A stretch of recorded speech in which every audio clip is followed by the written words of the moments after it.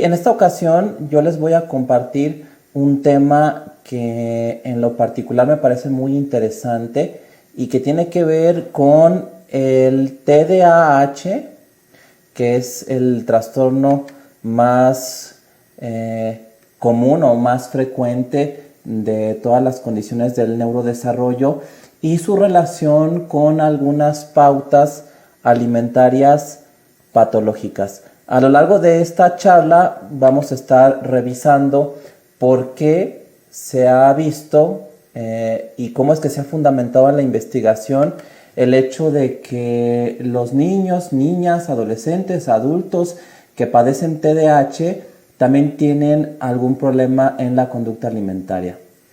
Y a manera de introducción, yo quisiera compartirles unas breves reflexiones que tienen que ver con el estudio del neurodesarrollo. Fíjense, el neurodesarrollo es un campo muy interesante que tiene que ver con el estudio del desarrollo cerebral desde las etapas más tempranas de la vida. La psiquiatría infantil se ha enfocado mucho en describir la psicopatología en la infancia y en la adolescencia, incluso en niños muy pequeños, pero existe todavía muy poca investigación en torno a estudios en la etapa perinatal. De hecho, esa investigación normalmente no la hacen los psiquiatras infantiles porque los psiquiatras infantiles se suelen enfocar mucho al trabajo clínico y son pocos los que hacen investigación.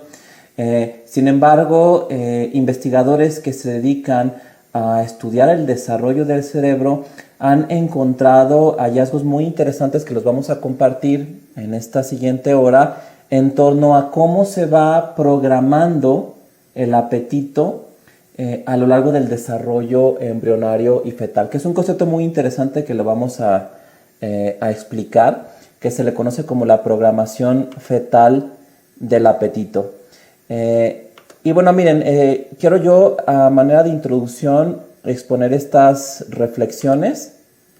Fíjense, dice, los trastornos del neurodesarrollo comenzaron a conformar un capítulo en el DSM, que son las siglas en inglés del Manual Diagnóstico y Estadístico de los Trastornos Mentales, lo que comúnmente se ha llamado la Biblia de los psiquiatras. Y esto fue por primera vez en mayo del 2013, que es cuando sale esta quinta edición. Posiblemente las categorías incluidas se amplíen dramáticamente en los próximos años. Que fíjense, esto es muy interesante, yo por eso pongo aquí como un Pac-Man que se quiere comer al DSM. De hecho aquí tengo yo la obra, es la quinta edición. Y creo yo que esta edición, que por algo dicen que no hay quinto malo y creo que hay cosas muy rescatables en el DSM-5, está el hecho de que hay un capítulo dedicado a los trastornos del neurodesarrollo. Y mi hipótesis es que aunque en este capítulo se han incluido trastornos que anteriormente estaban agrupados en la categoría de trastornos de inicio en la infancia, desde aquí sí que se los quiero mostrar, trastornos del neurodesarrollo. Algunas otras traducciones en español, porque originalmente está escrito en inglés. Inglés es una obra publicada por la Asociación Psiquiátrica Americana. Algunas traducciones han aparecido como trastornos del desarrollo neurológico, que prácticamente hablar de desarrollo neurológico, neurodesarrollo, pues es exactamente lo mismo. Pero si bien es un avance que ya hay un capítulo dedicado a los trastornos del neurodesarrollo y aquí los editores incluyeron estas categorías que en ediciones pasadas, en el DSM-4, DSM-3, DSM-2, DSM-1, estaban consideradas como problemas de los niños. De hecho, en el DSM-4, el capítulo donde se incluían estas patologías se llamaba trastornos de inicio en la infancia. Lo cierto es que la investigación en otros trastornos mentales que aparentemente no tienen nada que ver con el TDAH o que aparentemente nada tienen que ver con el trastorno del espectro autista o la discapacidad intelectual o el trastorno de tics. Esos trastornos se ha visto que también tienen un origen relacionado con alteraciones en el desarrollo cerebral. De hecho, cada vez se ha hecho más investigación sobre la esquizofrenia, el trastorno bipolar y otros problemas psiquiátricos como trastornos del neurodesarrollo. Entonces, lo que yo creo que va a pasar es que el capítulo de trastornos del neurodesarrollo se va a tragar al DSM-5. Es decir, el DSM-5 va a ser una obra de trastornos del neurodesarrollo porque prácticamente son pocos los trastornos mentales que se salvan de no tener una connotación en torno al desarrollo del cerebro, ¿no? Quizá algunos padecimientos muy reactivos, ¿no? Como lo que se les conoce como los trastornos adaptativos, las reacciones de ajuste, el trastorno postestrés postraumático, posiblemente no haya un peso tan fuerte en cuanto al neurodesarrollo, aunque si le buscamos, también podemos encontrar esos indicios porque dentro del proceso de desarrollo cerebral también se puede heredar o se puede adquirir en una etapa muy temprana una vulnerabilidad hacia los trastornos mentales. Entonces, yo lo explico generalmente así y les recuerdo que mi población que normalmente recibe mis servicios es niños y adolescentes y yo suelo describirlo de esta manera. Así como hay niños que suelen ser muy sensibles de las vías respiratorias y cualquier cambio de ambiente, de clima, les genera episodios de broncoconstricción, o episodios asmáticos, y al mismo tiempo hay niños que salen al aire frío después de estar en un lugar caliente y no les genera ningún problema. Lo mismo sucede también con el sistema nervioso central, así como hay niños muy reactivos en sus vías respiratorias que cualquier cambio de temperatura, cualquier polen, cualquier alergeno les desata un cuadro respiratorio. También hay niños que son más vulnerables o más sensibles a las condiciones ambientales, y aquí me refiero al ambiente psicosocial, y que entonces pueden tener una respuesta patológica. Y esta sensibilidad, esa reactividad emocional a estresores psicosociales puede ser un problema heredado o que se haya adquirido en etapas muy tempranas del desarrollo, principalmente durante el desarrollo embrionario. Y fíjense, aquí hago yo una pregunta interesante que pues es una pregunta que sirve de partida para esta charla. Y fíjense, dice, ¿podemos comprender los trastornos de la conducta alimentaria desde una perspectiva del neurodesarrollo? Bueno, pues la respuesta es que sí, que cada vez son más los trabajos de investigación que respaldan el hecho de que la conducta alimentaria es una expresión de fenómenos que se van gestando a lo largo del desarrollo embrionario y fetal. Y bueno, este es el inicio del capítulo en la versión en inglés, Neurodevelopmental Disorders. Y fíjense, dice, los trastornos del neurodesarrollo son un grupo de condiciones con inicio en el periodo del desarrollo. Que esto es importante considerarlo porque cuando el cerebro ya ha terminado de desarrollarse, pues estas patologías prácticamente no se presentan. Y fíjense lo que dice, se manifiestan de manera precoz, a menudo antes de que el niño empiece la escuela, e incluye déficits en el control de las funciones ejecutivas, que ahorita vamos a explicar qué son las funciones ejecutivas que han atraído la atención de investigadores en el campo de la psicología clínica. Pero antes de definir lo que son las funciones ejecutivas, quisiera yo darles algunos ejemplos e irme un poco hacia antecedentes históricos, literalmente hablando, de fallas en estas funciones relacionadas con lesiones cerebrales, porque estos antecedentes históricos sentaron las bases para considerar la noción de que la conducta, el autocontrol o incluso esos rasgos que consideramos que son parte de la personalidad estaban o yacían en funciones cerebrales que tenían que estar intactas para poderse presentar con total normalidad. Y fíjense, les voy a presentar el caso de un joven constructor que trabajaba en las vías del tren en Nueva Inglaterra, Estados Unidos. Estamos hablando de principios del siglo XIX. Y fíjense, el caso de Phineas Gage es el reporte médico más famoso que establece una relación entre las lesiones del lóbulo frontal y los cambios en la personalidad. Bueno, ¿qué fue lo que pasó con este señor Phineas Gage? Que ustedes ven a su derecha una fotografía de aquel tiempo.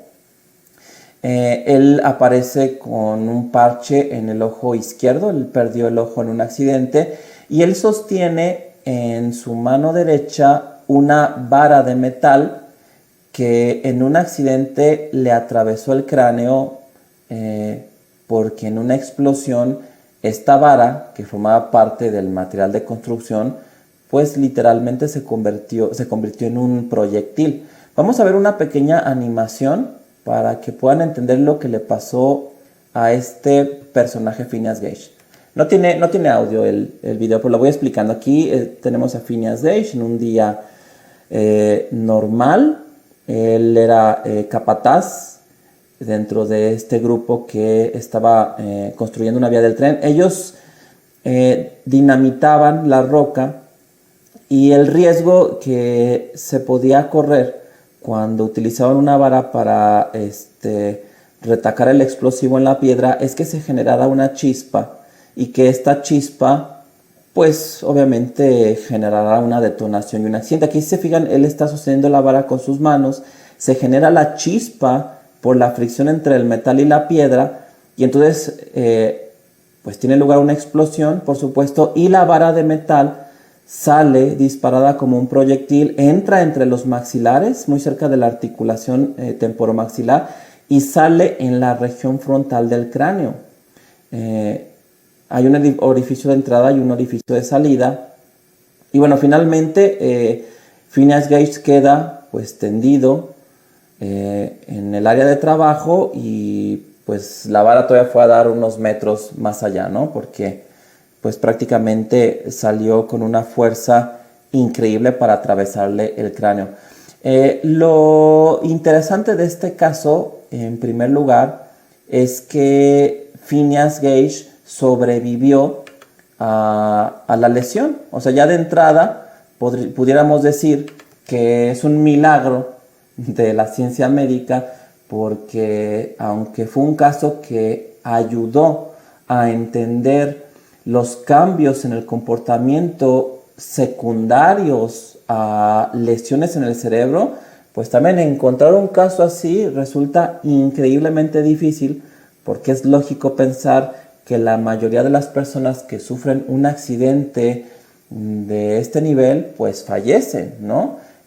No solamente por el hecho de que una vara de metal te atraviese el cráneo, sino también porque estamos hablando de una época en la cual no se habían desarrollado los antibióticos.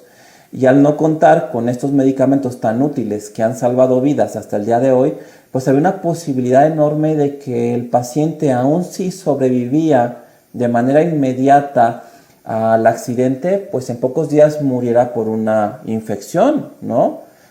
Más precisamente hablando, una neuroinfección. Y bueno, vamos a ver una animación de cómo fue el accidente, cómo entra la vara y cómo lesiona la porción más anterior del cerebro, que es lo que se conoce como la corteza prefrontal. Vamos a ver. Fíjense, aquí está Phineas Gage. Entra la vara delante de la articulación temporomaxilar, prácticamente entre el maxilar superior y el inferior. Aquí vemos cómo pasa detrás de la órbita izquierda y cómo llega a lesionar los hemisferios en su porción más anterior, ¿no? Tanto el derecho como el izquierdo, en lo que se conoce como el lóbulo frontal, sobre todo la región más anterior. que en términos técnicos se le conoce como la corteza prefrontal, que popularmente se pudiera decir que lo que le pasó a Phineas Gage pues es que literalmente una vara pues le voló la tapa de los sesos, ¿verdad? Y bueno, él sobrevive a esto y su médico, Harry Harlow, escribe un trabajo donde él reporta a la comunidad médica sobre este accidente. Pero miren, les voy a mostrar el cráneo de Phineas Gage, que ese se encuentra todavía, se conserva en el Museo de la Facultad de Medicina de Harvard. Ahí se encuentra el cráneo de Phineas Gage y como pueden ver, pues sí, como yo les decía, le voló la tapa de los sesos porque se ve ahí esta porción del cráneo que prácticamente fue desprendida, ¿no? Y bueno, aquí podemos corroborar que el lóbulo frontal del cerebro fue el área de su organismo más dañada por esta lesión. Y la enorme ventaja de que sobreviviera, no nada más para él y su familia, en cuanto a que pudo vivir muchos años más, pues es el hecho de que para la ciencia médica, pues existe dos trabajos que documentan lo que pasó con ese señor. Este fue un trabajo que publicó precisamente su médico, el doctor Harlow, en diciembre, el 13 de diciembre de 1848. Si ustedes alcanzan a ver el título del artículo, que está hablando de cómo una vara de metal atraviesa la cabeza de una persona. Fue la primera publicación porque se refiere únicamente a este hecho milagroso de una persona que sobrevive. Pero más adelante, unos años después, el doctor Harlow le da un seguimiento a Phineas Gage, entrevista a su familia y realiza una segunda publicación, que es esta que ustedes tienen aquí en su pantalla, que habla de la recuperación después de un daño grave a la cabeza. Entonces es interesante porque posiblemente este es el primer documento médicamente hablando, es decir, que aparece en la literatura especializada, donde nos habla de lesiones en el cerebro y cambios en el comportamiento.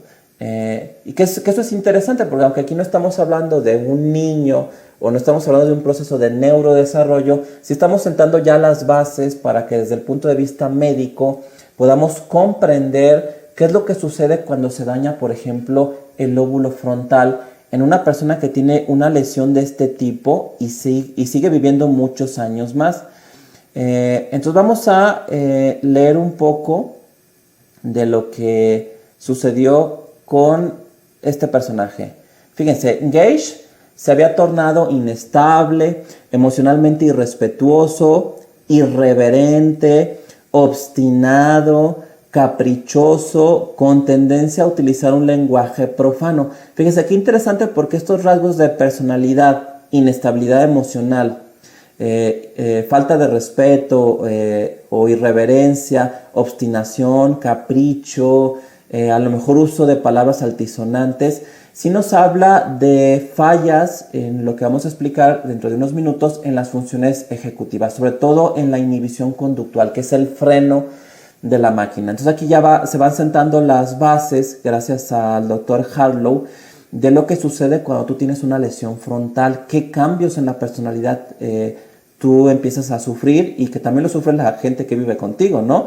Fíjense, dice, no volvió a su anterior empleo a pesar de que había sido considerado el capataz más eficiente, se mostraba vacilante en su elaboración de planes a futuro. Entonces, fíjense, aquí quiero yo resaltar el hecho de inestabilidad laboral, cambios emocionales, problemas para el control de la impulsividad. Prácticamente nos está describiendo a un adulto con TDAH grave, que tiene disfunción en muchas áreas. De hecho, Phineas Gage ya no fue funcional ni a nivel social, a nivel familiar, a nivel laboral, porque este autocontrol, que es una de las funciones superiores de nuestro cerebro, pues ya no estaba trabajando al 100% porque había sido lesionada esa parte de su cerebro encargada de realizar estas tareas.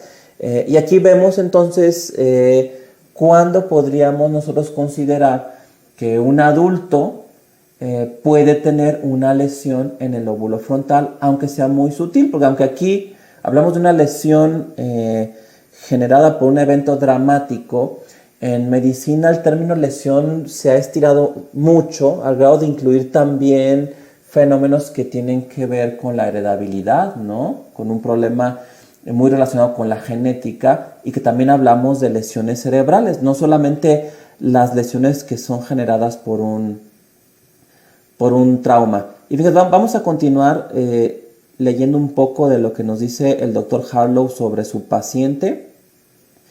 Dice, su salud física es buena, o sea, que esa es la parte milagrosa de la medicina, ¿no? Porque se recuperó tanto al evento traumático como a la posible infección. Y yo me inclino a decir que se ha recuperado, es decir, médicamente está recuperado Phineas Gage, pero el equilibrio o balance, por así decirlo, entre sus facultades intelectuales y sus tendencias animales, que aquí lo dice como muy directo, yo creo que habla de esta impulsividad, parece haber sido destruida. Que fíjense, aquí dentro de tendencias animales quiero que lo recuerden, porque aquí también nos acercamos un poco al tema del control del apetito.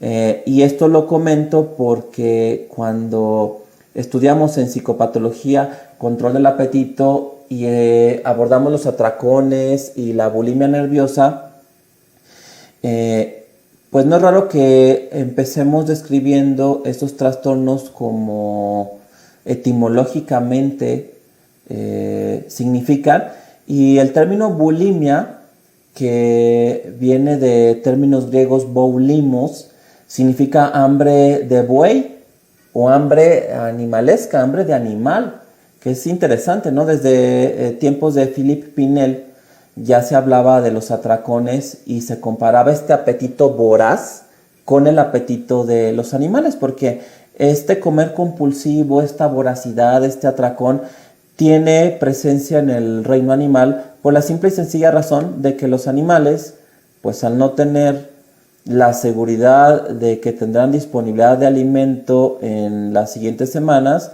pues por supuesto que pueden tener atracones, ¿no? Como una manera de aprovechar la disponibilidad de alimentos en algún momento. Entonces, por eso, cuando en psicopatología se habla de consumo excesivo de alimentos, se puede hacer esta comparación con el hambre animal. Y dice, su mente fue cambiada radicalmente, tan decididamente que sus amigos y conocidos dijeron que él ya no era Gage, ¿no? Prácticamente le cambió la personalidad. Hay un libro que les recomiendo si les interesa las obras que hablan sobre casos de neurología, de Antonio Damasio, que es uno de los grandes divulgadores de la neurología. El título se llama El error de Descartes, o al menos así lo leemos mucho en español o en Latinoamérica, pero en realidad la manera correcta de pronunciarlo es el error de Descartes. Y bueno, según Antonio Damasio, es importante investigar a los equivalentes modernos de Phineas Gage. ¿Quiénes son esos equivalentes modernos? Fíjense qué interesante. El reto de Antonio Damasio es buscar estos equivalentes modernos, ¿no? ¿Quiénes son? Bueno, desde mi óptica, y respondiendo yo a esta pregunta de Antonio Damasio, pues mi postura es que los niños y niñas con trastornos del neurodesarrollo son pequeños Phineas Gage. Son niños que nacen, ya sea por herencia o por algún problema en la etapa perinatal, que lo vamos a platicar en unos minutos, nacen con fallas en las funciones que generalmente, no siempre, pero generalmente se localizan en el lóbulo frontal y que entonces tienen muchas dificultades. No funcionan en la escuela, no funcionan en casa, son impulsivos, no controlan sus emociones, en general la conducta y los cambios emocionales están fuera de control. En pocas palabras, son pequeños Phineas Gage. Y fíjense, aquí estamos describiendo las funciones ejecutivas y dice, son habilidades de alto orden implicadas en la generación, la regulación, la ejecución efectiva y el reajuste de conductas dirigidas a objetivos. En pocas palabras, podríamos decir que son funciones cerebrales que le permiten al organismo realizar las tareas, es decir, elaborar una serie de pasos para llegar a un fin, cumplir una meta o resolver un problema. Si hay fallas, que pueden ser como todas, leves, moderadas o graves, en la función ejecutiva de esta región cerebral, pues por supuesto que esto va a tener una traducción clínica. Fíjense, los individuos con sobrepeso y sensación de pérdida en el control de la ingesta presentan déficits en las funciones ejecutivas, que aquí estos autores que aparecen citados al pie de la diapositiva ya empiezan a establecer una relación entre estas funciones cerebrales y una conducta alimentaria patológica. Las fallas en las funciones ejecutivas pueden impedir de forma significativa la capacidad para inhibir el comportamiento impulsivo, dando lugar a la expresión de atracones. Que fíjense, algo que yo quiero criticar aquí es el hecho de que el trastorno por déficit de atención con hiperactividad que se encuentra en el capítulo de trastornos del neurodesarrollo, que como había dicho antes, se va a terminar comiendo al DSM-5, es el trastorno mental con un número de criterios tan extenso como no existe otro trastorno mental. Y a pesar de que el listado de síntomas que suman 18, y eso ustedes lo pueden revisar, por eso digo que es muy extenso, 18 síntomas, no incluyen síntomas relacionados con alteraciones en el sueño, no incluyen síntomas relacionados con lo que se le llama la disregulación emocional, y no incluye síntomas relacionados con conducta alimentaria. Es decir, estamos hablando de conducta infantil en niños con problemas del neurodesarrollo y los investigadores, los editores de esta obra, el DSM-5, pareciera que no consideraron importante la conducta alimentaria como una faceta importante de la conducta general o global de un niño. Y entonces creo que hay un problema con los criterios diagnósticos del TDAH, porque si bien la lista es enorme, literalmente enorme, rompe récord en número de síntomas descritos, no incluye síntomas que son muy muy comunes y que los clínicos los vemos todos los días en nuestra consulta. Quienes sean padres de niños con TDAH, pues no me dejarán mentir de que son muy frecuentes los problemas en el sueño, los problemas en el control de las emociones. Es decir, los niños con TDAH suelen ser niños muy berrinchudos, muy enojones, muy irritables, que a veces llegan a tener episodios de explosividad muy dramáticos, y también problemas con la conducta alimentaria.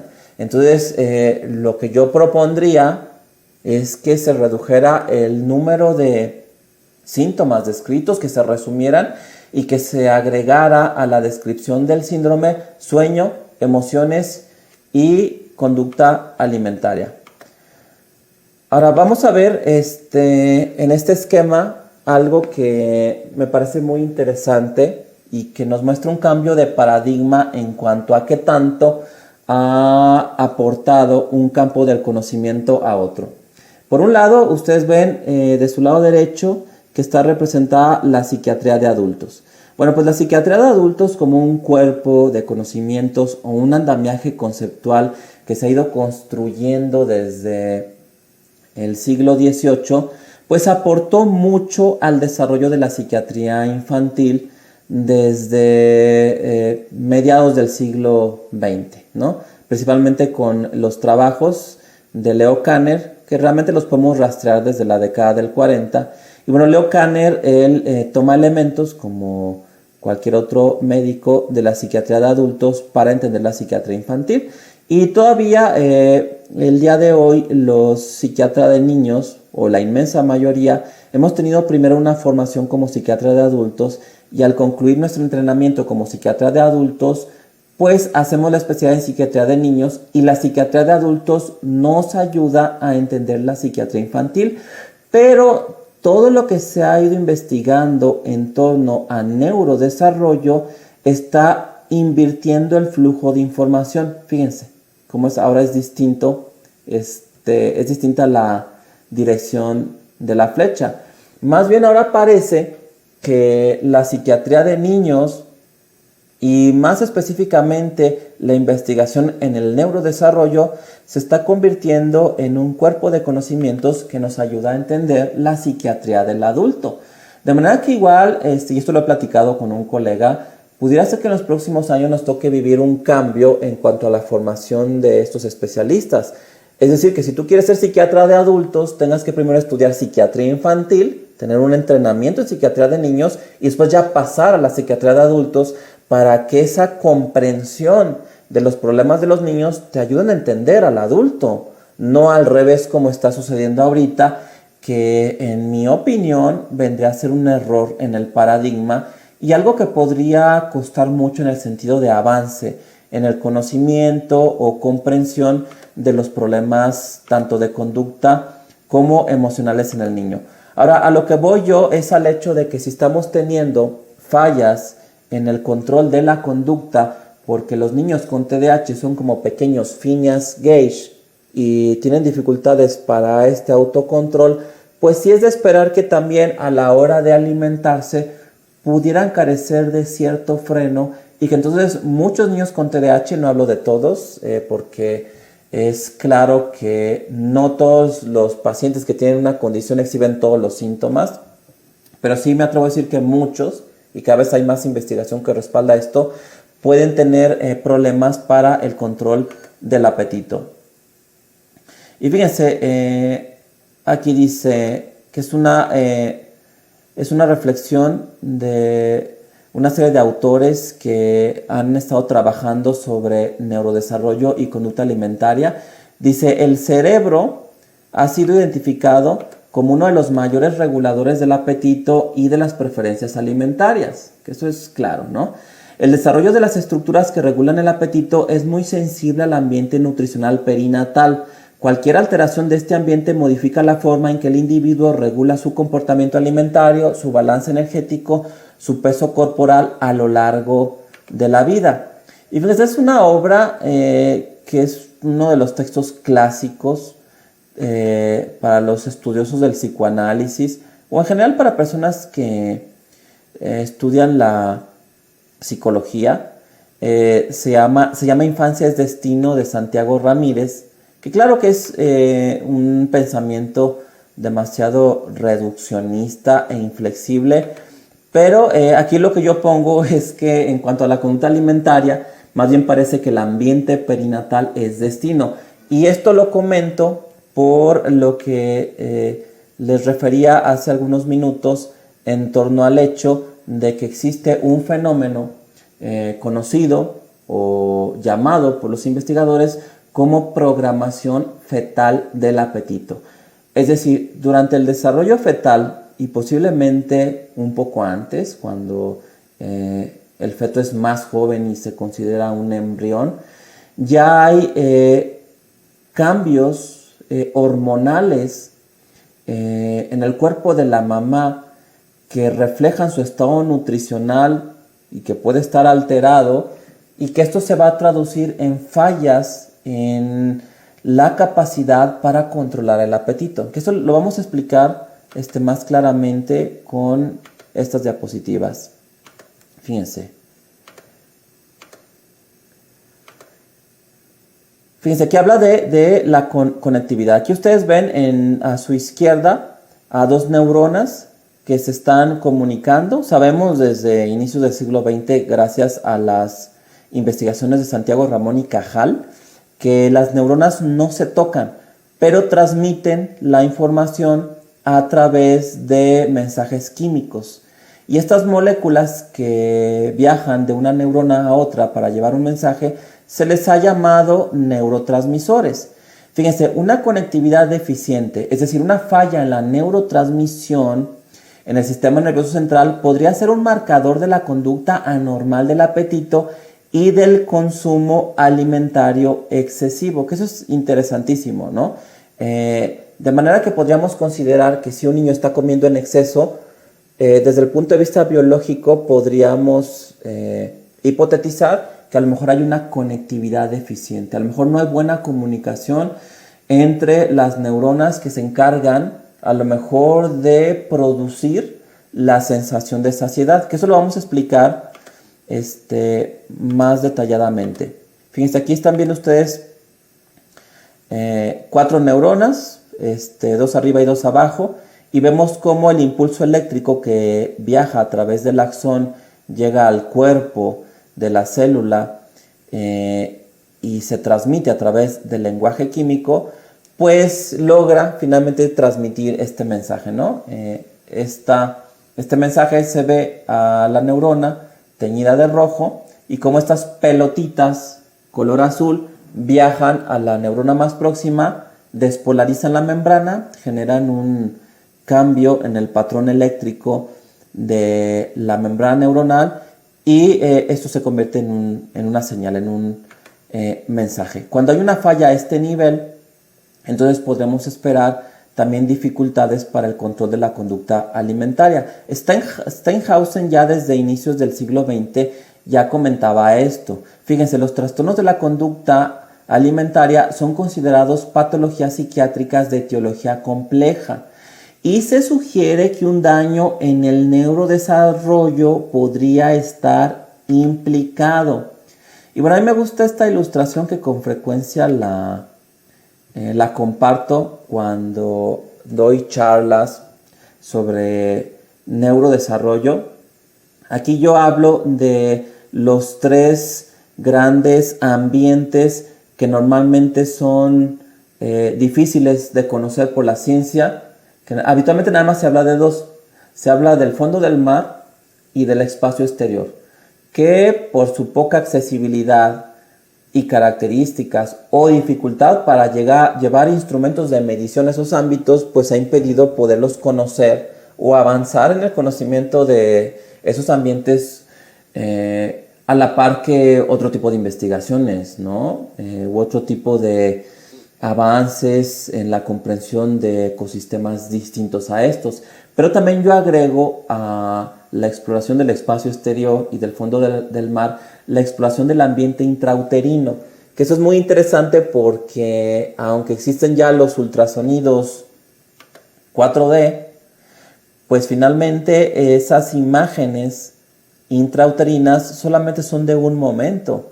En realidad, durante las 40 semanas aproximadas que dura la gestación, pues el embrión o el feto no está siendo monitorizado prácticamente en la mayoría del tiempo y entonces en el ambiente intrauterino pueden pasar 1001 cosas que pudieran afectar el desarrollo cerebral, ¿no? Un problema muy común es lo que llamamos circular de cordón, cuando el cordón umbilical se enreda en el cuello del niño y entonces esto genera una disminución de flujo de sangre al cerebro o a veces infecciones virales que puede padecer la mamá durante el embarazo y que a lo mejor ella no los vive de una manera muy sintomática, pero que sí alcanzamos a ver ya con el paso del tiempo que esa infección sí llegó a tener un impacto negativo en el feto, porque aunque el contacto con un virus pueda no ser tan dañino para la salud de la madre, recordemos que en el cuerpo de la madre se está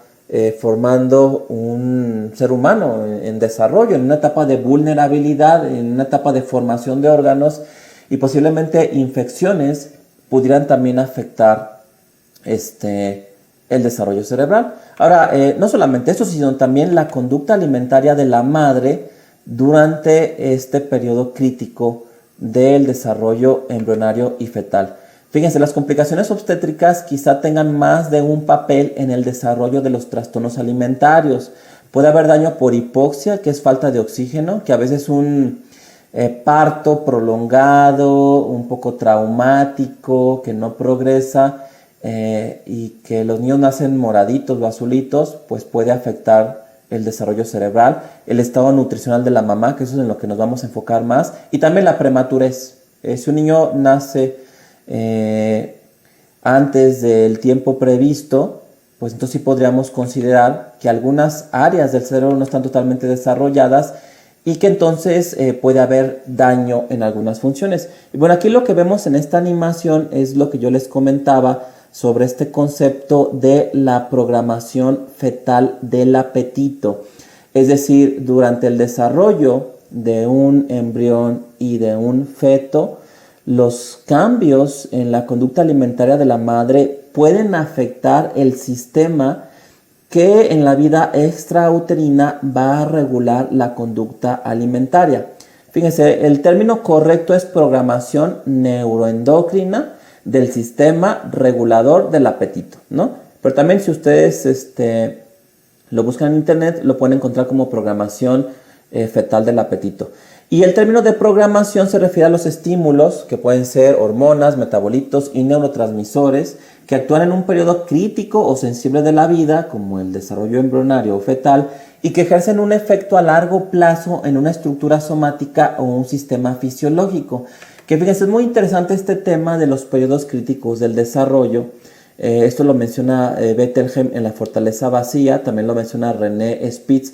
Y les voy a dar el ejemplo de la catarata congénita, que es un problema que los oftalmólogos pediatras ven con mucha frecuencia. Cuando un niño padece de una catarata congénita, es decir, que nace ya con la catarata, pues el niño puede tener un grado de ceguera debido a que la luz no llega a la retina del ojo porque el cristalino tiene un problema de opacidad, ¿no? Y entonces lo que recomiendan los médicos es que entre más pronto se pueda retirar esa opacidad o corregir esa opacidad del cristalino, mejor, porque las células de la retina que no están recibiendo la luz, pues no se están desarrollando ante la ausencia del estímulo. Porque se ha visto que cuando un niño es intervenido quirúrgicamente por la catarata de una manera tardía, pues resulta que aunque se quita esa opacidad, si hay un momento en el que la luz que llega a la retina ya no es tan eficiente para fomentar el desarrollo de esas células sensibles. Con esto quiero dar a entender con más claridad lo que se llama un periodo crítico del desarrollo. Es decir, el cuerpo humano no siempre está en un momento para desarrollarse. Hay estos periodos claves en los cuales el desarrollo tiene que ir acompañado de un estímulo, ¿no? En el caso de el desarrollo de las células retinianas, que nos permiten observar, ver, reconocer, percibir la luz, tiene que recibir este estímulo visual. Cuando se tarda mucho la cirugía, cuando se demora, pues entonces puede haber un problema importante en lo que ese niño o adolescente va a ser capaz de ver durante el proceso de recuperación. Y esto lo dice René Spitz: cuando el desarrollo psicológico adecuado para la edad durante un periodo crítico dado no puede producirse, será difícil cuando no imposible que el individuo lo logre en una fase posterior. Y fíjense aquí, continuamos hablando sobre la programación del apetito y fíjense lo que dice este autor. Durante las etapas de gestación, la desnutrición, que aquí habla de la desnutrición materna, por supuesto, provoca cambios en la disponibilidad de nutrientes en el ambiente intrauterino, lo que ocasiona modificaciones a nivel estructural y funcional en los fetos, ¿no? Pues se habla de la programación fetal del apetito. Contradictoriamente, que esto es muy interesante, la desnutrición durante las etapas de gestación representa un mayor riesgo de tener obesidad durante la vida adulta. Que esto es muy interesante, prácticamente sí podríamos decir que es paradójico. Es decir, una mamá que se alimenta mal. Es más, vámonos a los extremos. Pensemos en una mamá que padece un trastorno alimentario, incluso anorexia o alguna forma subclínica de anorexia, y esta madre está teniendo ayunos prolongados, está teniendo restricción alimentaria. Esa madre que está comiendo poco en el embarazo va posiblemente a tener un niño con obesidad, un niño que no controla su apetito, un niño que se va a comer, en pocas palabras, todo lo que la mamá no se comió durante el embarazo, pero que esto se va a generar como una pauta programada que va a regular su alimentación por el resto de su vida. Fíjense, aquí lo vamos a explicar con un poco más de detalle. En general, el área del cerebro más estudiada es un núcleo del hipotálamo llamado el núcleo arcuato. Y fíjense, se considera que este núcleo es un centro hipotalámico de regulación del balance energético a través de péptidos que intervienen en el control del apetito. En el núcleo arcuato se encuentran receptores de leptina. Aquí vamos a hablar un poco sobre la leptina y aquí les quiero platicar un poco del descubrimiento de esta molécula que debe su nombre al prefijo griego leptos, que significa delgado, porque descubrieron que mientras esta molécula estuviera circulando en el cuerpo de algunos mamíferos, podría haber un estado de delgadez conservada. Fíjense, aquí hablamos de Douglas Coleman, un investigador de la década del 60, y la leptina. Él hizo algo interesante. Él lo que empezó a hacer en su laboratorio es estudiar las ratas que padecían obesidad y las ratas que eran delgadas o tenían un peso normal, ¿no? Y él quería saber por qué había estas diferencias en cuanto al peso, ¿no? Sobre todo si él veía que no había mucha diferencia en cuanto a el ambiente que rodeaba a la rata. Y él realizó la hipótesis de que posiblemente había algo en la sangre de la rata delgada que le permitía mantenerse en ese estado de delgadez, ¿no? Y que a lo mejor ese componente de la sangre que corría por los vasos sanguíneos de la rata delgada no se encontraba en la rata obesa. Y bueno, lo que él hizo fue unir los vasos sanguíneos de una rata obesa y de una rata delgada. Y al unir los vasos sanguíneos, pues solamente existían tres posibilidades. Una, que las ratas se murieran, que de hecho en realidad eso era lo más probable, ¿no? Unir los vasos sanguíneos de dos animales, pues prácticamente es arriesgarlos a que mueran, casi con total seguridad. La otra posibilidad es que la rata delgada se volviera obesa, y la otra es que la rata obesa se volviera delgada. Bueno, ¿y qué creen que fue lo que pasó? Bueno, pues aquí nuevamente un milagro, como el de Phineas Gage. Las ratas no se murieron, sobrevivieron a compartir la misma sangre. Y bueno, pues resulta que sucedió la tercera opción que yo les había planteado. La rata obesa adelgazó, se convirtió en una rata delgada por el simple hecho de recibir la sangre de la rata delgada. Que esto es muy interesante porque entonces Douglas Coleman pudo darle peso a su hipótesis de que había una molécula en el torrente sanguíneo de la rata delgada que le hacía mantenerla delgada, ¿no? Y por eso es que se le da el nombre de leptina, y que si esta leptina llegaba a la rata obesa iba a tener más control de su conducta alimentaria, iba a tener una sensación de saciedad al comer que le iba a permitir bajar de peso. Y bueno, hubo mucho entusiasmo durante esta época entre los estudiosos de la conducta alimentaria porque llegaron a creer que habían encontrado el tratamiento ideal para la obesidad. Decían, bueno, sencillo, si tenemos personas que padecen sobrepeso u obesidad, pues les inyectamos leptina y asunto resuelto. Y bueno, resulta que ese entusiasmo no tuvo una correlación con el nivel de respuesta al darle un uso clínico a la leptina, porque descubrieron que en una inmensa cantidad de personas con sobrepeso u obesidad no es que les falte leptina, sí la tienen en cantidades suficientes, simplemente su sistema no lee su presencia. De manera que el ser humano es más complejo. El ser humano tiene la leptina corriendo por su torrente sanguíneo, pero su sistema, y aquí no estamos yendo más hacia el hipotálamo, no es capaz de leer la presencia de esta molécula y no manda la sensación de saciedad.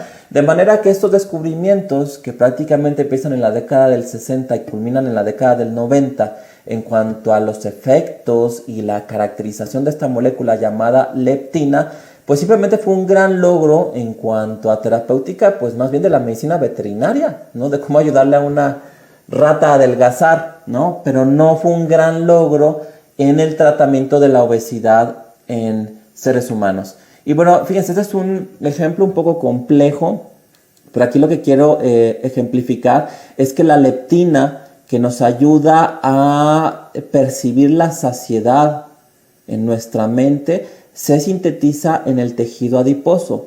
En pocas palabras, en la grasa que tenemos acumulada, ¿no? Si uno pierde peso y entonces disminuyen las reservas de grasa, como ustedes ven a su izquierda, el nivel de leptina disminuye y esta poca leptina que va a estar circulando por no haber ya tejido adiposo o adipocitos que la generen, va a ser detectada por el hipotálamo y entonces la reacción que va a generar el hipotálamo va a ser una ingestión de alimentos aumentada. Porque al no haber leptina circulando no va a haber saciedad. También el gasto energético baja, es decir, el metabolismo cambia para adaptarse a el menor aporte de energía, ¿no? Y en el lado derecho, ¿qué pasa si una persona aumenta de peso? Pues hay más tejido graso, hay más adipocitos, aumenta el nivel de leptina y como pueden ver en el lado derecho de esta imagen donde aparece en el centro del hipotálamo, la ingestión de alimentos disminuye porque al estar la leptina circulando en mayor cantidad genera esta sensación de saciedad. Y en este esquema que ven a su mano derecha, pues prácticamente nos habla del adipocito, cómo genera la leptina y la leptina viaja hasta el hipotálamo para producir esta sensación de saciedad.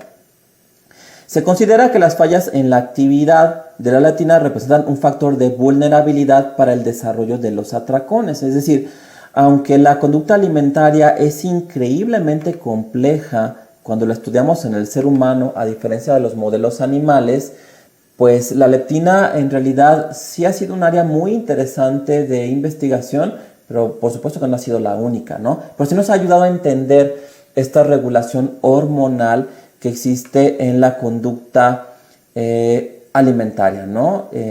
Y como también, porque esto también se ha llevado a la etapa perinatal, los niveles de leptina de la madre, si no están circulando en una cantidad adecuada, porque la madre ha perdido tejido graso, pueden afectar el desarrollo del núcleo arcuato del hipotálamo y que entonces ante la ausencia de este estímulo en el periodo crítico del desarrollo, un poco usando la analogía o el ejemplo de la luz y la retina, puede hacer que cuando nazca ese bebé, su hipotálamo ya no haya aprendido a identificar la leptina circulando y activar la señal cerebral de saciedad, ¿no? Nuevamente como el ejemplo de la catarata. Le quitas la catarata, llega la luz a la retina, pero la retina ya salió de su periodo crítico, ya no percibe la luz, porque la luz debería estar ahí antes, en un periodo temprano de su desarrollo. Que vamos a explicarlo con estos esquemas. Fíjense que es muy interesante esta parte que ustedes ven iluminada de azul en la esquina superior izquierda es el hipotálamo, específicamente el núcleo arcuato, y en la esquina inferior derecha ven ustedes una amplificación donde se ve este núcleo del hipotálamo y cómo la leptina que se sintetiza en los adipocitos tiene que viajar al núcleo arcuato para hacerse presente y poder ser leída. Pero si la leptina circulando en la mamá no llega al hipotálamo del feto, entonces ya ahí tenemos problemas. Y fíjense qué interesante porque los frenólogos desde hace pues ya más de siglo y medio, ellos no estaban tan errados. Si ustedes revisan algunas ilustraciones de esta ahora considerada neurociencia, pues se van a dar cuenta que los frenólogos consideraban o eran partidarios de esta teoría localizacionalista de las funciones mentales. Y fíjense ustedes, observen lo que se esquematiza adelante de la oreja de esta cabeza. Adelante de la oreja hay un círculo que habla de la alimentación, que está posicionada muy cerca de esta zona azul fosforescente, ¿no? Que es el hipotálamo, que eso se descubre pues muchísimo después, ¿no? Que es muy muy interesante. A mí me llama mucho la atención cómo a veces algunas evidencias clínicas ya muy viejas, pues ya después con estudios más rigurosos, con lo que llamamos la medicina basada en la evidencia, encontramos que tenían algún fundamento. Esta es una gráfica un poco difícil de comprender, pero lo voy a explicar a grandes rasgos. Dice, cambios en la concentración de leptina durante el desarrollo fetal determinan la ingesta de alimento en la vida. Ustedes aquí ven que tenemos la leptina que va a estimular al núcleo arcuato del cerebro. Pero ustedes ven aquí como tachada la flecha, ¿no? Aquí habla de las consecuencias de una deficiencia de leptina en el neonato. Podría no ser reversible en el adulto. Si no hay leptina, no hay el estímulo anorexigénico, es decir, no hay este freno para dejar de comer. Y la ausencia de leptina, más bien lo que genera es el estímulo orexigénico, ¿no? Es decir, al no haber leptina o bien al ser el sistema hipotalámico menos eficiente para leer esa molécula que nos genera la conciencia de saciedad, nos va a hacer comer más. Y esto va a estar regulado, que aquí no me voy a meter mucho a esto porque ya estamos entrando en neurobiología. Esto está regulado por el neuropéptido Y y el péptido relacionado a WOUTI. Y el estímulo anorexigénico está regulado por la hormona estimulante del melanocito alfa, que este componente pues llega a estar poco presente cuando no existen niveles de leptina adecuados.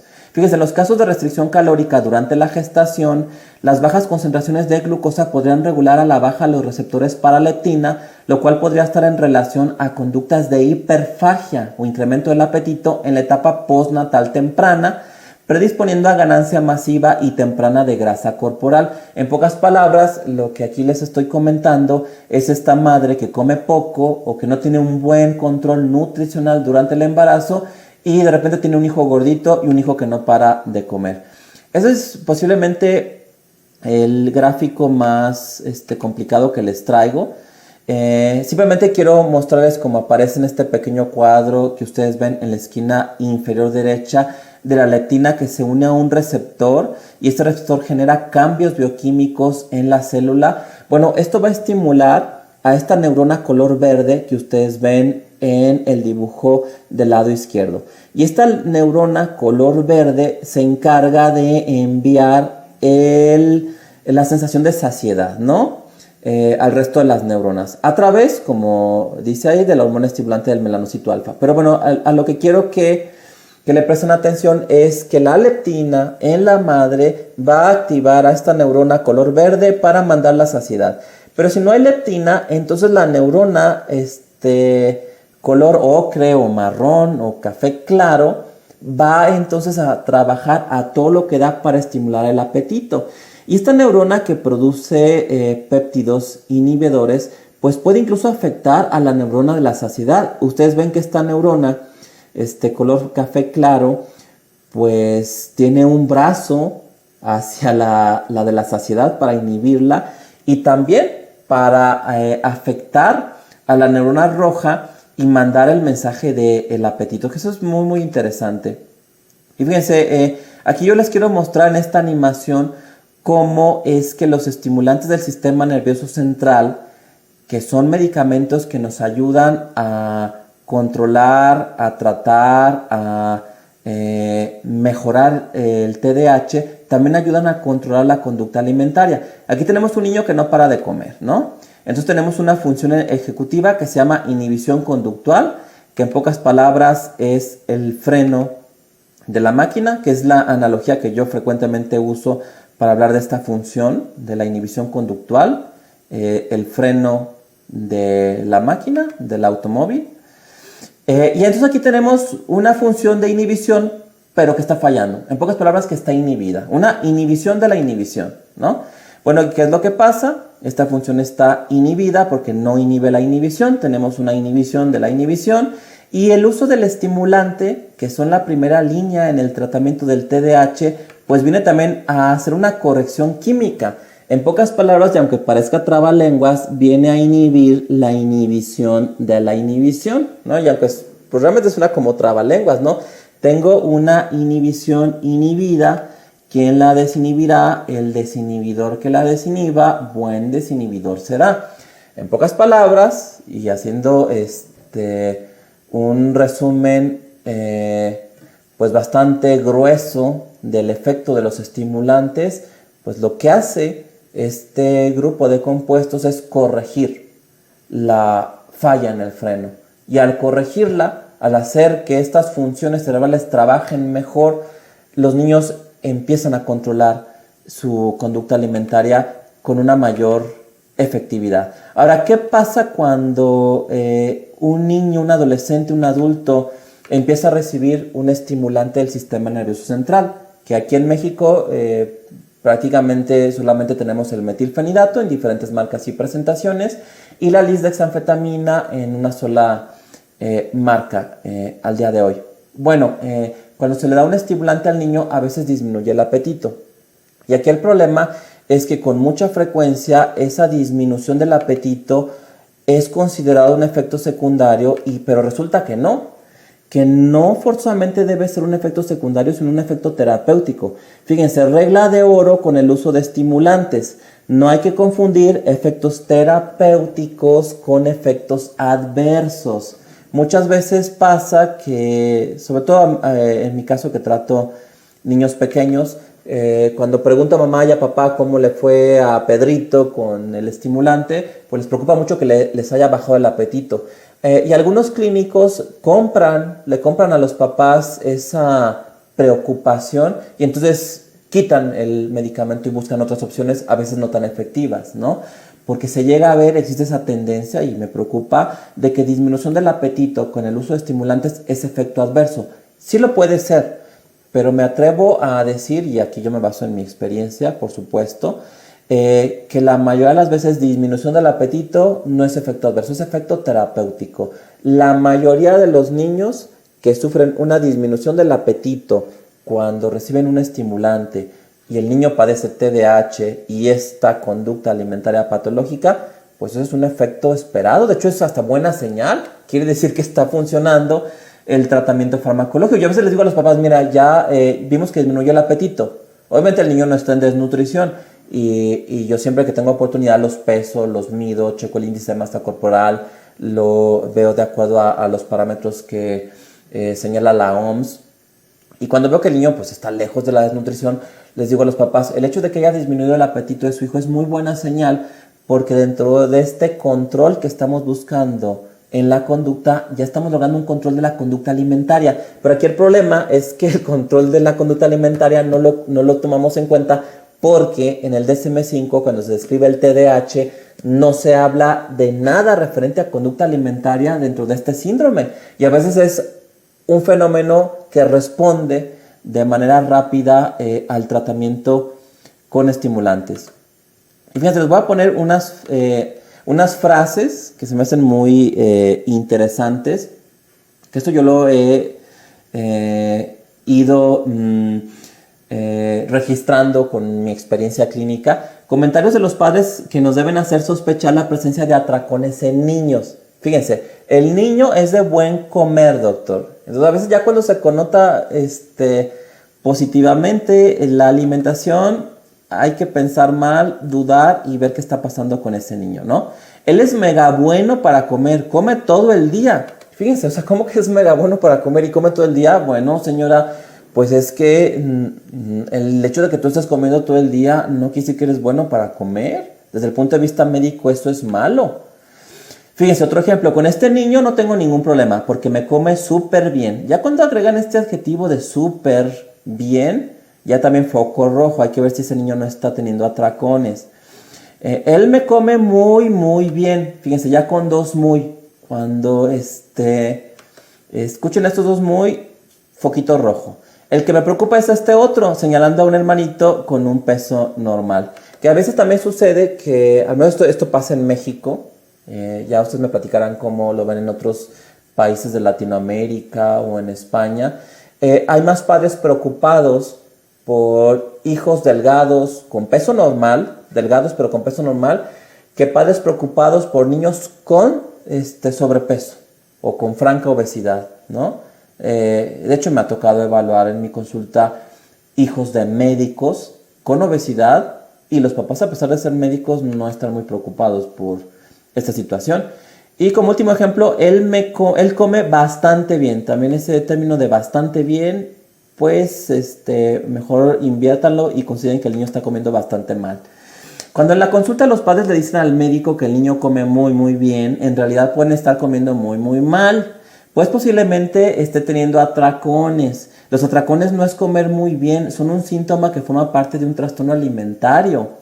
Muchas veces cuando los padres connotan positivamente la alimentación de sus hijos, esto nos obliga a investigar más sobre la conducta alimentaria. Y fíjense, estos ejemplos que yo les quiero compartir parecen un poco chistosos, pero son ejemplos reales, son de hecho transcripciones de la entrevista. He cambiado los nombres, obviamente por confidencialidad, aunque pues esto es prácticamente una pauta, ¿no? ¿Qué tal come Pedrito?, pregunta el médico. El niño es de buen comer, doctor. ¿Buen comer? ¿Cómo es eso? Fíjense, aquí el médico ya duda, ¿no? Sí, el niño se sienta y se come 14 tacos. El médico, ¿14 tacos? Pero ¿eso es para usted buen comer? Y la madre, sí, ¿no? Y el médico, creo que los médicos lo vemos distinto. Que fíjense qué interesante cómo la conducta alimentaria puede ser patológica, y si el clínico no la explora, porque estás evaluando un niño con TDAH y el DSM-5 no te dice nada de conducta alimentaria en el TDAH, pues a ti se te va a ir ese aspecto de la conducta, que por supuesto que uno de los aspectos más importantes de la conducta es la conducta alimentaria. Y los padres, ese fenómeno patológico, tienden en algunas culturas, como la mexicana, a connotarlo positivamente, ¿no? Entonces, prácticamente todo el escenario, es decir, pauta cultural, descripción del DSM, falta de sospecha en el clínico, pues todo eso apunta al hecho de que el niño va a llegar con atracones al consultorio y se va a ir con atracones del consultorio. Y nunca se le va a dar un tratamiento y luego se van a preguntar por qué es un niño gordito, ¿no? Y luego resulta que el niño pues era un niño con TDAH o con otro trastorno del neurodesarrollo, y estas fallas en las funciones ejecutivas pues estaban afectando el control de la conducta alimentaria. Y bueno, vamos a ver otro ejemplo, también muy interesante. Médico, ¿cómo está la alimentación de Jaimito? Madre, bien doctor, nunca he tenido problemas con él, con la comida. Fíjense, el médico se queda hasta ahí, Médico excelente, pero la madre sigue. Madre, desde que él era bebé se comía un pollo entero. Y el médico, caray. Bueno, pues entonces imagínense cómo se connota positivamente la alimentación cuando es prácticamente un síntoma de patología. Y bueno, para concluir esta charla, yo les quiero compartir un instrumento que yo he estado utilizando. Esto lo utilicé mucho cuando trabajaba en el Instituto Jalisciense de Salud Mental, que ha sido desarrollada por autores americanos y traducida por autores de habla española.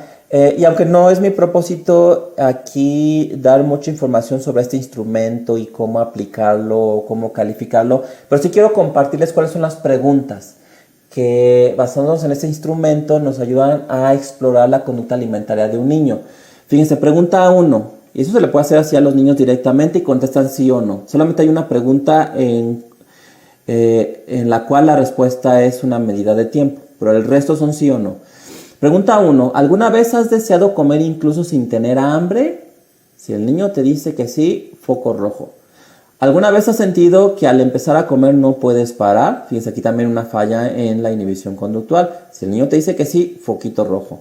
¿Alguna vez has comido porque te hayas sentido mal, triste, aburrido o cualquier otro estado de ánimo?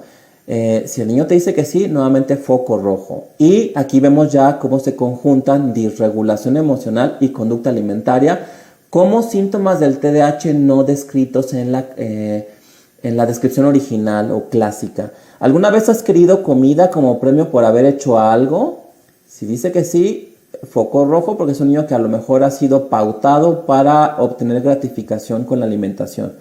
¿Alguna vez has ocultado o escondido comida? Y aquí son niños más grandecitos que tienen sentimientos de culpa. Si te dice que sí, también está palomeando para la posibilidad de un trastorno por atracón.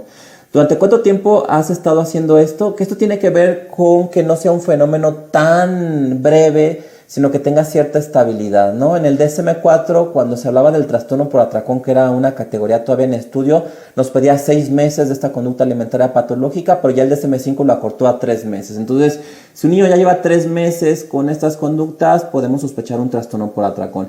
¿Y alguna vez has hecho algo para deshacerte o librarte de lo que habías comido? Si aquí el niño dice que sí, entonces empezamos ya a pensar en una bulimia nerviosa, porque el niño está buscando compensar el problema de los atracones con una medida compensatoria, ¿no? Como el vómito, como el uso de laxantes, como el ejercicio excesivo, como los ayunos, mil y un conductas patológicas que pueden ir encaminadas a perder peso.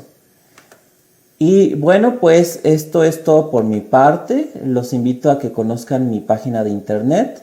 El nombre es muy sencillo y fácil de recordar, simplemente paidopsiquiatra.com. Y los invito también a que me sigan por mis redes sociales, Facebook, Twitter, Instagram y YouTube. Muchas gracias por su atención. Y bueno, voy a ver si tenemos preguntas de nuestro auditorio. A ver, vamos a ver si las puedo visualizar. Ana Vera de Centurión, hola, les saludo desde Asunción, Paraguay. Bueno, un saludo hasta Paraguay. De hecho, yo iba a ir este año a Paraguay y se canceló por la pandemia, porque en Paraguay íbamos a tener el Congreso de la Red Europea y Latinoamericana de Escuelas Sistémicas, que se realiza cada año en algún país de Europa o Latinoamérica, y se canceló. Entonces, por lo pronto este año no iré a Paraguay.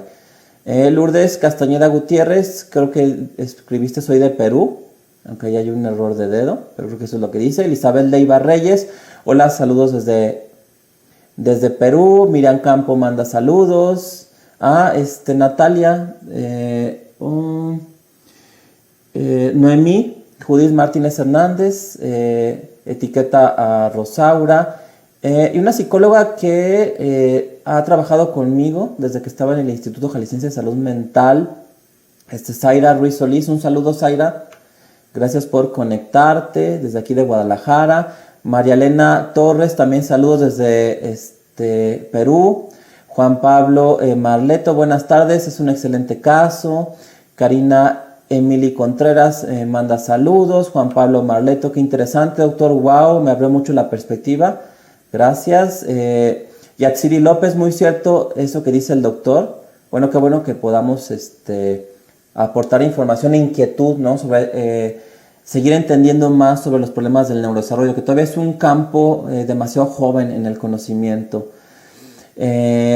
Juan Pablo Marleto, qué interesante el puente entre el neurodesarrollo y conducta alimentaria. A mí es un tema que me interesa muchísimo y me apasiona.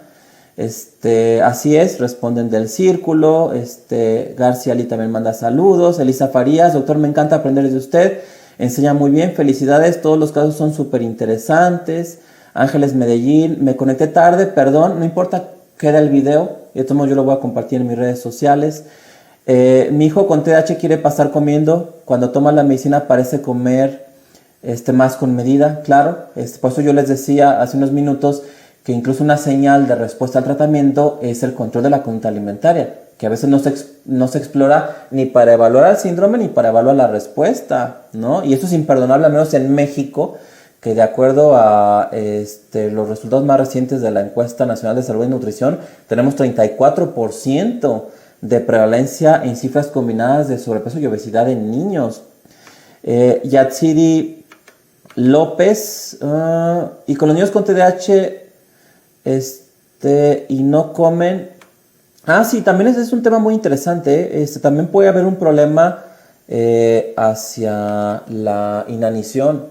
Es decir, un niño con TDAH puede comer muy poco. Me ha tocado ver casos así, de estos niños que no comen bien. Y fíjense, que esto lo platicaba con Elisa, creo que ayer, en esta videollamada que transmitimos en vivo, donde hablamos del TDAH del adulto. Y yo le decía a Elisa que tú necesitas concentración para necesidades básicas. Necesitas concentración para ir al baño, hacer tus necesidades, y necesitas concentración para comer, ¿no?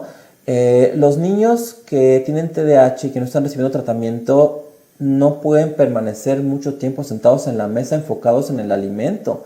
Y también la inflexibilidad que acompaña al TDAH con mucha frecuencia le impide al niño probar nuevos sabores o exponerse a nuevos alimentos. El niño es inflexible. Entonces hay niños que, así que también puede ser un rasgo de autismo, ¿no? Y que finalmente aquí vemos cómo los síntomas relacionados con fallas en el neurodesarrollo se comparten en diferentes síndromes.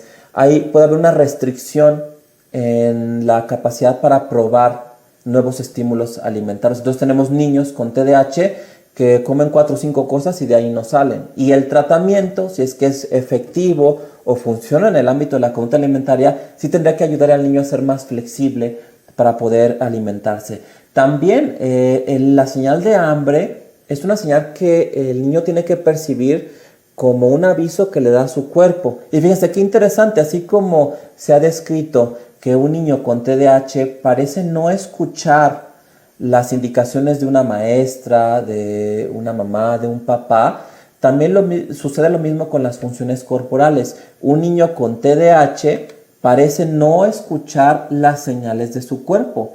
Eso quiere decir que el niño con TDAH es tan distraído que puede ser menos sensible para escuchar cuando su cuerpo le dice que es hora de ir al baño, y entonces tenemos casos de enuresis o encopresis en niños con TDAH, o no escucha a su cuerpo cuando le dice, oye, ya es tiempo de comer, ¿no? Cuando llega la sensación de hambre al cerebro. Entonces es muy interesante. También hay este caso de niños que tienen TDAH y no comen. Ángeles Medellín, exacto, eso pasa con mi hijo, por supuesto. Igual eso es para otra charla. Miriam Camayo, mi hijo me preocupa porque no le interesa comer. Si es que yo no le ofrezco o le exijo, él se puede pasar todo el día sin probar bocado. Y cuando nos sentamos a la mesa, ya sea desayuno, almuerzo o cena, se distrae demasiado. Fíjense lo que estaba explicando hace unos segundos. Se me escapa de la mesa, quiere hacer cualquier cosa menos comer, claro. Ahora, yo estoy hablando de una conducta alimentaria patológica, ligada al neurodesarrollo y específicamente al TDAH de lo que estamos hablando, ¿no? Pero también si la conducta alimentaria está alterada de manera independiente a estos fenómenos que estamos discutiendo, por ejemplo, no sé, alguna situación totalmente reactiva o emocional, o a lo mejor alguna postura de desafío hacia los papás, que algunos niños en una etapa muy temprana reconocen que si quieren poner en jaque a los papás y generar esa angustia basta con no comer, pues también se tendría que abordar, ¿no? Finalmente lo ideal es que los niños acudan con profesionales de la salud mental y que se explore conducta alimentaria, ¿no? Ya sea que sí esté relacionada con neurodesarrollo o no. Yatsiri López, mi hijo también es así. María Lozano, excelente su plática, gracias. Karina Rodríguez Pineda, los niños con TDAH pueden también padecer de ser selectivos con los alimentos y negarse a comer ciertos alimentos. Exacto, justo lo que estaba comentando, aunque no ahondé mucho en la plática, pero esto pasa. Finalmente recuerden que un niño con problemas del neurodesarrollo es inflexible. Entonces en la inflexibilidad hay poca adaptación hacia nuevos estímulos. Yatsiri López, mi hijo toma risperidona y casi no quiere comer. También desde que era bebé no quería comer. Fíjense, a veces la risperidona puede incrementar el apetito y ahí hasta pudiera servir, ¿no? Aunque muchas veces el incremento del apetito es tan alto que a veces se suspende porque los niños ganan mucho peso. Pero aquí habría que ver cuál es el origen de esta falta de apetito. Ángeles Medellín, me frustra esta área porque no tengo control sobre esto con mi hijo. Claro, es lo que decía, si hay algo que frustra a los papás es que un hijo no coma, ¿no? Eso los llena de angustia. Es posiblemente las pocas cosas que más angustia les dan. Y en cambio, cuando un niño come en exceso, eso no lo registran o no les preocupan o hasta lo connotan positivamente, como estos ejemplos que les di. Me gustaría información acerca de una dieta para mi hijo, vivo en Estados Unidos. Claro, pues lo ideal es consultar a un nutriólogo. Sobre todo si el niño está con un neuropediatra o un paidopsiquiatra, la mayoría de esos profesionales que trabajan con niños y que saben reconocer conducta alimentaria patológica tienen en su equipo de trabajo a nutriólogos que tienen experiencia con niños, ¿no? De todos modos, ante cualquier duda no hay que jugar al nutriólogo. Hay que buscar a los profesionales de este ramo, sobre todo si tienen experiencia con niños.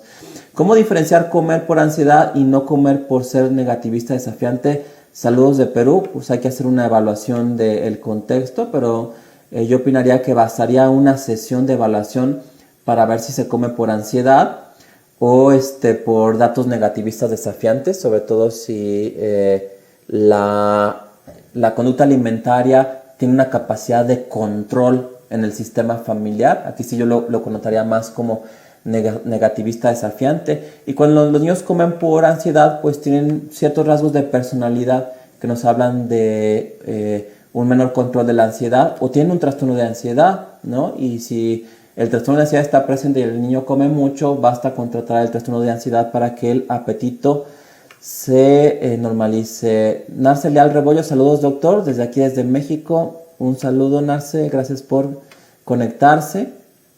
Elisa Farías, yo era así, muy flaquita y me costaba mucho comer. Sí, claro, fíjense, sobre todo niños con TDAH que tienen comorbilidad con síntomas del espectro autista, patrón restringido de intereses, pues ustedes pueden estar seguros que lo pueden llevar a la conducta alimentaria. Narce Leal Rebollo nuevamente comenta, hasta hace poco supe que crecí con TDAH y ahora entiendo los problemas que he sufrido en mi conducta alimentaria. Fíjense, qué interesante, porque hemos estado hablando mucho del TDAH del adulto. Yo en mi canal de YouTube, que ya les he puesto ahí en mis redes sociales, he tenido algunos videos sobre TDAH del adulto y bueno, qué bueno que estamos tocando conducta alimentaria. Yatsiri López, gracias doctor. Sam MB nos pregunta, ¿qué recomienda ante la preocupación de los padres por la disminución del apetito posterior a la ingesta de fármacos? Bueno, es lo que ya les había comentado. Si el apetito disminuye, pero el apetito llega a un punto de normalidad, excelente. Quiere decir que vamos bien en respuesta al medicamento y que el medicamento no solamente está controlando la conducta general del niño, sino que está implicando conducta alimentaria.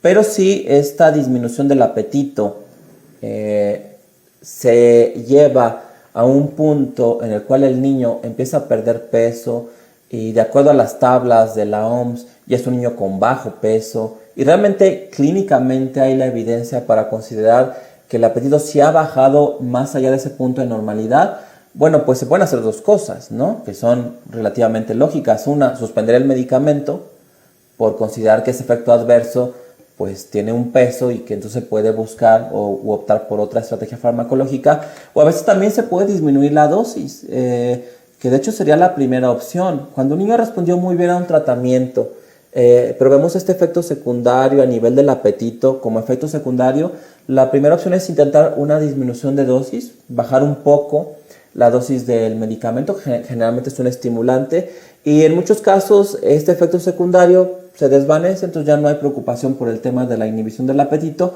y el niño sigue respondiendo bien a una dosis menor. Si se pierde efecto terapéutico, pues entonces habría que considerar otro fármaco, que siempre hay que estar poniendo en la balanza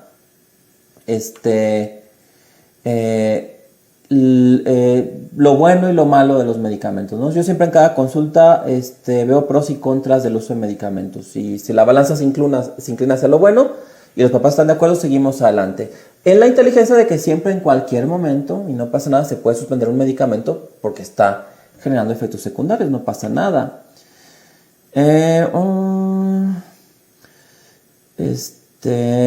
Wilder González, muchas gracias doctor, muy buena su explicación, gracias.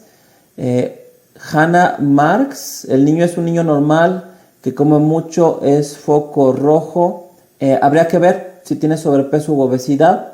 A veces solamente habla del metabolismo. Yo a veces les pregunto a los papás, a ver, este niño, ¿no? Que ve muchos niños en edad escolar o preescolar, ¿este niño es el miembro de la familia que más come?